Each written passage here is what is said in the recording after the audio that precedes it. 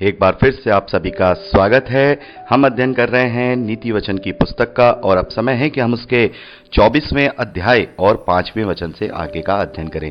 यहाँ 5वें और 6ठे वचन में हमें 21वीं शिक्षा मिलती है।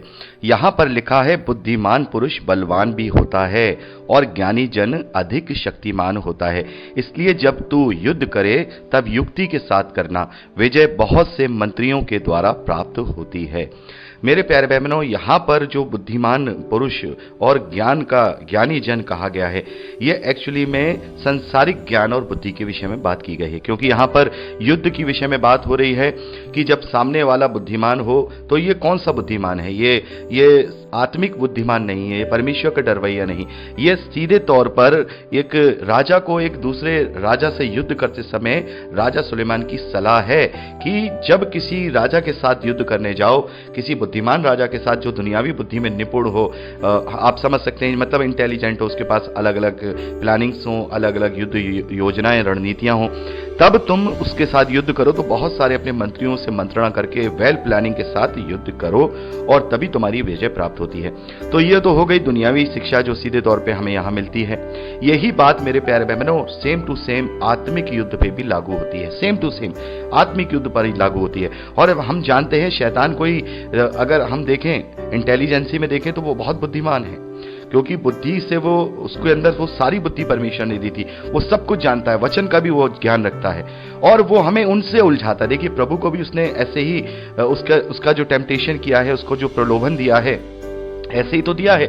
वचन से उसने शुरुआत की कि तू अपने आप को गिरा दे, क्योंकि वचन में लिखा है कि उसके स्वर्गदूत तुझे हाथों हाथ उठा लेंगे। तो उसने वचन की बात की, परमेश्वर ने उसे फिर वचन से क्या किया? हराया, वचन से ही उसको हरा दिया। और फिर उसने भयवता की बात की कि देख कि सारा भयव मैं तुझे दे दूंगा। तो शैतान हमारा जो सबसे बड़ा शत्रु है, जिसके विरोध में निरंतर 24 घंटे 7 दिन हम लोग युद्ध करते रहते हैं। हमारा भीतरी मनुष्य तत्व हमारे बाहरी मनुष्य तत्व के साथ द्वंद्व युद्ध करता रहता है। तो हमें यह समझ लेना चाहिए कि वो काफी बुद्धिमान है और उसके पास हमें फंसाने के लिए बहुत सारे हथियार हैं। इसीलिए अगर हम वचन से अपने आप को तैयार नहीं करेंगे, वचन की बात जो हमारे लिए शिक्षाएं और मंत्रियों के जैसे ठहरेंगे, जब तक हम युक्ति वचन के द्वारा नहीं करेंगे, उस शैतान और उसकी आत्मिक सेनाओं पर प्रबल नहीं होंगे। इसीलिए जो पौलुस हैं उसने हमें इतने सारे आत्मिक हथियार इफिसियों की पत्री 6ठे अध्याय में बताए हैं कि हम उन हथियारों से लैस हो जाएं, आत्मा की तलवार से उस पर घात करें और वचन की युक्ति के द्वारा, वचन की शिक्षाओं और वचन से हम उसको हरा दें, तभी हम उस युद्ध पर विजय प्राप्त कर सकते हैं। तो हमें इस तरीके से अपने जीवन में लेना है कि एक तरीके से हम एक आत्मिक मल्लयुद्ध लड़ रहे हैं मेरे प्यारे बहनों, और हमें इसमें हारना नहीं है, क्योंकि सामने वाला कमजोर नहीं है, शैतान कमजोर नहीं है और उसे हमें हल्के में नहीं लेना है। ये वचन हमें आत्मिक रूप से सिखा रहा है कि हमें शैतान को हल्के में नहीं लेना। कई बार लोग कुछ गलत काम करने की एक जो स्टार्टिंग करना शुरू कर देते हैं, बहुत बार ऐसा होता है, वो स्टार्टिंग करते हैं, कहते हैं नहीं हमें तो इन पर कंट्रोल है अपने ऊपर और हम इसमें नहीं फंसेंगे। जैसे मान लीजिए बहुत सारे भाई बहनों को मैंने बताया, बहुत सारे भाई बहन कहते हैं भाई म्यूजिक सुनना या फिल्में देखना क्या ये गलत है? तो मैंने हमेशा कहता हूं कि आप अगर अपने ऊपर कंट्रोल कर सकते हैं कि आप पाप के कारण में ना फंसे, तो आप ये देख लीजिए। अगर आप फंस गए तो आप क्या करेंगे? तो आपको अच्छा यही होगा कि हम काय के लिए उसमें अपना हाथ डालें जिसमें हमें जलने की आशंका हो। तो वो बुद्धिमान बहुत है, वो ना जाने कौन सी हमारी अभिलाषा, ना जाने हमारी कौन सी अंदर की इच्छा, क्योंकि बहुत अच्छा वो एब्जॉर्वर है, बहुत अच्छी तरह से वो हमें जांच लेता है, परख लेता है कि हम किस तरफ झुक सकते हैं। वो हमारे मन को तो नहीं जान सकता, लेकिन हमारे हाव भाव, हमारी बातों को एब्जॉर्व जरूर करता है। तो वो जान लेता है, हमारा वो शैतान जो शत्रु है वो बहुत ही समझदार है कि ये इस फिल्म को देख रहा है या इस चीज को कर रहा है, तो इसकी कौन सी अभिलाषा मैं इसमें जगाऊं, तो वो उसमें से वो उसके आगे वही सारी चीजें अपने जाल बुनना शुरू कर देगा। तो हमें उस चीज से जिससे हमें जलने की आशंका हो या हमें डर हो कि हम आत्मिक रूप से कम हो सकते हैं, हमारा आत्मिक जीवन नष्ट हो सकता है, तो उससे हमें युक्तियों के साथ दूर रहना है। इसीलिए जो प्रभु के दास हैं, जो परमेश्वर के जन हैं, वो हमेशा कहते हैं कि बुरी बातों से हमेशा दूर रहो। वो ये तो नहीं कहते कि भाई ये पाप है, लेकिन हमेशा कहते हैं कि पाप और पाप का कारण जरूर है, प्रभु ने यही कहा, इससे दूर रहें, कहीं ऐसा ना हो कि हम वैसे ही बन जाए। आजकल के हमारे जो बच्चे हैं वो अपना मार्ग क्यों भटके हुए हैं? हैं, इन्हीं संगीत, इन्हीं गेम्स, इन्हीं फिल्मों के द्वारा वो अपना मार्ग भटके हुए हैं। पहले टाइम में जब इतनी फिल्में नहीं हुआ करती थी तो बच्चों में इतनी अभिलाषाएं नहीं थी। जहां माँ बाप चाहते थे उनका रिश्ता होता था, विवाह करते थे और एक पारिवारिक जीवन जी करके अपनी जिम्मेदारियों के साथ, परमेश्वर के वचन के साथ जीवन को जीते थे। लेकिन आज इतनी सारी फालतू की और बेकार की चीजें उनके जीवन में आ गई हैं। नहीं साहब, हम ऐसा करेंगे, एक बॉयफ्रेंड होना चाहिए, गर्लफ्रेंड होनी चाहिए, फिर चैटिंग होनी चाहिए, फिर डेटिंग होनी चाहिए, फिर ये होना चाहिए, वो होना चाहिए। तो उस बुद्धिमान शत्रु शैतान ने इस तरीके से हमारी पीढ़ियों पर हमला किया है। तो हमें बहुत युक्ति के साथ कर अपना जीवन को जीना है। मैं ये नहीं कहूंगा कि अपना जीवन बिल्कुल नीरस बना लीजिए या आप ये मत करिए या वो मत करिए, मैं बिल्कुल नहीं कहूंगा। लेकिन मैं हमेशा ये कहूंगा, उस वस्तु को मत छूइए जिस वस्तु से हाथ जलने की आशंका हो। उस वस्तु को अपने जीवन में मत लाइए जो वस्तु हमारे जीवन में अंधेरा कर सकती हो। तो इन सबसे हम बचे रहें। बहुत सारे और भी चीजें हैं जिनसे हम आनंदित हो सकते हैं। सबसे ज्यादा तो वचन है, उसमें हम आनंदित हो सकते हैं। बहुत सारी बातें हैं, जरूरी नहीं है कि हम इन पर ही अपने आप को, इनसे ही अपने जीवन को प्रबल करेंगे। आज से 100 साल पहले तो क्या, आज से 30 साल पहले तक टीवी का नामो निशान नहीं था। टीवी का नामो निशान कोई जानता नहीं था कि टीवी क्या होता है। एक पूरे कॉलोनी मोहल्ले में एक टीवी हुआ करता था। फिल्में देखना बहुत ही टेढ़ी खीर हुआ करती थी। और आज से 100 साल पहले तो ये फिल्में हुआ भी नहीं करती थी। टीवी, सैटेलाइट कुछ भी नहीं था। तो तब भी तो वो लोग जिया करते थे, तब भी तो वो अपने जीवन को जिया करते थे। तो ऐसा ही सोच लें कि ये सब कुछ नहीं है हमारे जीवन में, तो बहुत ही बेहतर हो जाएगा। क्योंकि फिर सब तरफ की युक्तियों से हम बच जाएंगे। हम वचन से अपने आप को परिपूर्ण करते रहेंगे तो हमारा जीवन उस शैतान से विजय प्राप्त जरूर करेगा। जो एक बुद्धिमान है, बुद्धिमान है, दुनियावी रूप से इंटेलिजेंट है और ज्ञानी भी है, इसके कारण वो अधिक शक्तिशाली है। तो हमें परमेश्वर के सारे जो आत्मिक हथियार हैं उनसे अपने आप को लैस करके अपने आत्मिक युद्ध को जीतना होगा। आगे बढ़ते हैं मेरे प्यारे भाई बहनों 22वीं शिक्षा की ओर। 7वें वचन में हमें यहां मिलती है, 24वें वचन में, बुद्धि इतने ऊंचे पर है कि मूढ़ उसे पा नहीं सकता, वह सभा में अपना मुंह खोल नहीं सकता। मेरे प्यारे भाई बहनों, हम अभी पढ़ते हैं नीति वचन में सुलेमान कहते हैं कि बुद्धि चौराहों पर, बुद्धि मार्गों पर, पहाड़ों पर पुकारती है, हर जगह बुद्धि है। और यहां राजा सुलेमान कहते हैं कि बुद्धि इतने ऊंचे पर है कि मूढ़ उसे पा नहीं सकता। तो इसका मतलब यह है कि बुद्धिमान के लिए तो बुद्धि, परमेश्वर के खोजी के लिए तो उसका वचन हर जगह है। लेकिन जो परमेश्वर को ढूंढना नहीं चाहते उनके लिए वो टेढ़ी खीर है, क्योंकि परमेश्वर ने उनके मनों को मोटा किया हुआ है। मेरे प्यारे भाई बहनों, हमने जब इतिहास की पुस्तकों का अध्ययन किया तो हमने देखा, वहां पर हमने हिजकिय्याह राजा के विषय में देखा कि वो कितना परमेश्वर से विश्वास में प्रबल था और उसके कारण जो अशूरी राजा था वो उस पर प्रबल नहीं हो पाया। लेकिन हम देखते हैं यहोशिय्याह राजा के विषय में। यहोशिय्याह राजा जो है वो भी परमेश्वर का डरवैया था और वो बचपन से ही परमेश्वर का खोजी था। तो उसके ही राज्य में व्यवस्था की पुस्तक मंदिर में मिली। तो वो खोजी था तो उसे आसानी से मंदिर में केवल उसकी मरम्मत और साफ सफाई कराते समय वो पुस्तक मिली।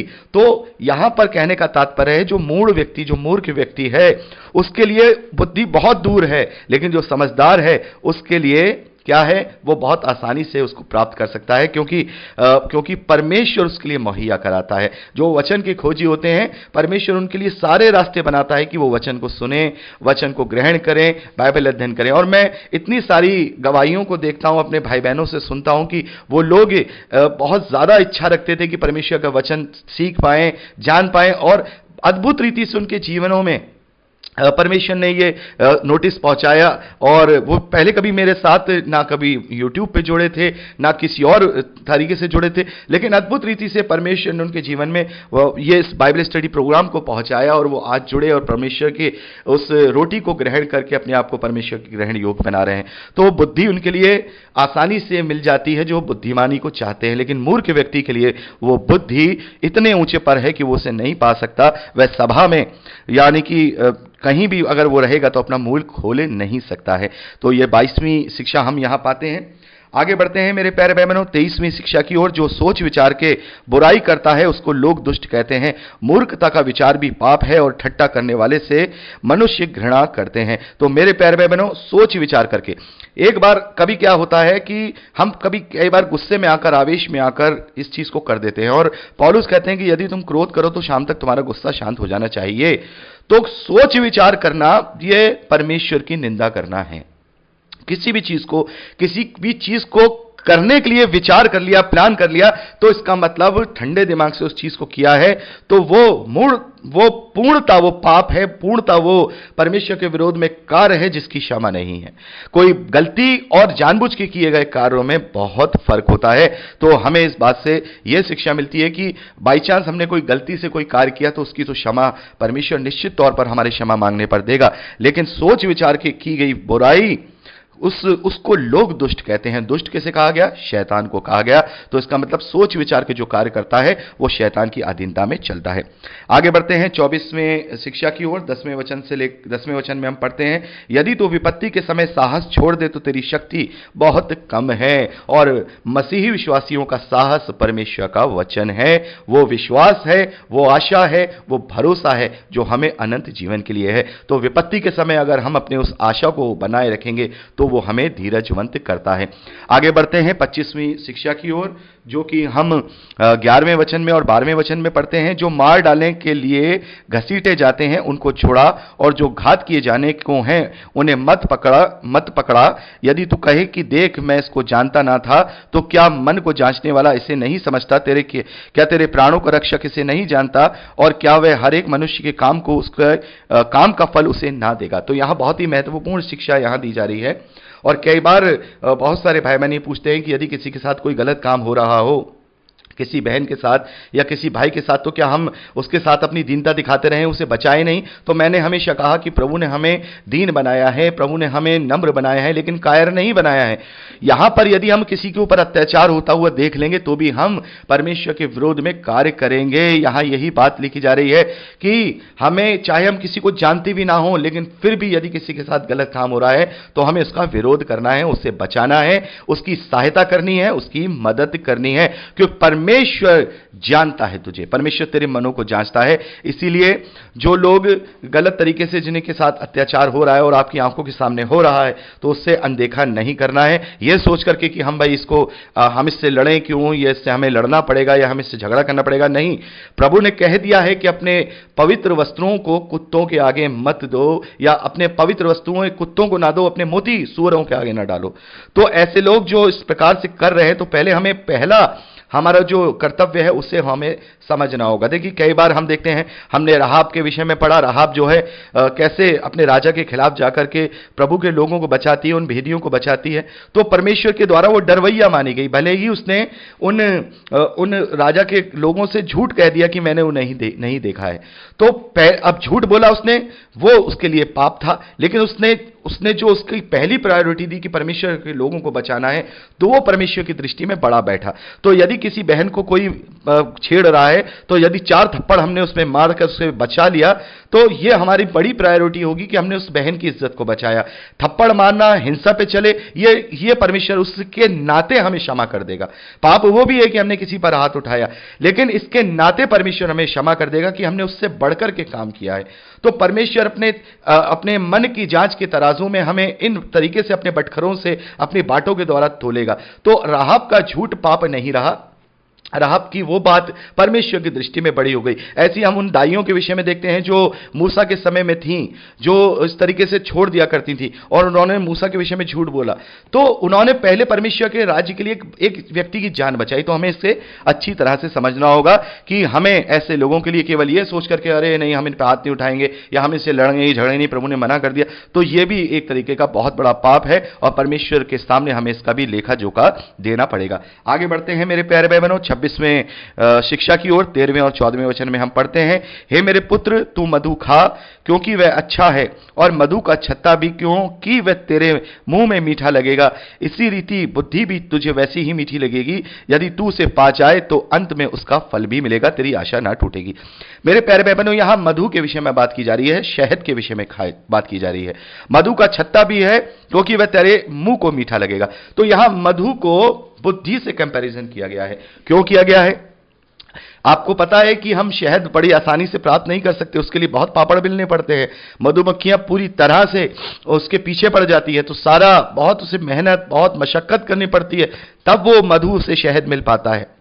तो बुद्धि के लिए, बुद्धि को जो शहद से, मधु से कंपैरिजन किया गया है, वो इसीलिए किया गया है क्योंकि हम इसके लिए मेहनत करें, मशक्कत करें, तब वो हमें प्राप्त होता है। और उसका सबसे आसान तरीका है कि हम परमेश्वर से मांगे और परमेश्वर हमें वो बिना उलाहना दिए देगा। लेकिन उसके लिए हमें उस बुद्धि को ग्रहण करने के लिए भी हमें आत्मिक रूप से मेहनत और मशक्कत करनी पड़ेगी, क्योंकि मधु के लिए जब हम मेहनत करते हैं तो वो जब मुंह में जाता है तो शहद मीठा लगता है। वैसे ही बुद्धि के लिए जब हम मेहनत करते हैं, जब उसका प्रतिफल हमें मिलता है, तब वो हमारे लिए मीठा प्रतिफल ठहराया जाएगा। तो मेरे प्यारे भाई बहनों, यहां पर हमने 14वें वचन तक का अध्ययन कंप्लीट किया है। 26वें इस शिक्षा तक, आगे 15वें वचन से और 27वीं शिक्षा से अध्ययन अगली रिकॉर्डिंग में करेंगे। प्रभु आपको आशीष दे।